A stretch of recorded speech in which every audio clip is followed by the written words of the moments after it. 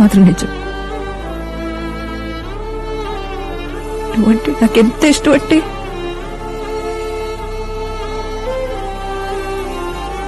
నీకోసం నిన్ను కూడా వదులుకునేంత.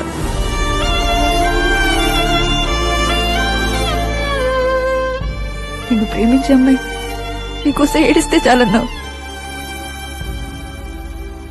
ఇప్పుడు మొత్తానికి ఏడిపించేశావు.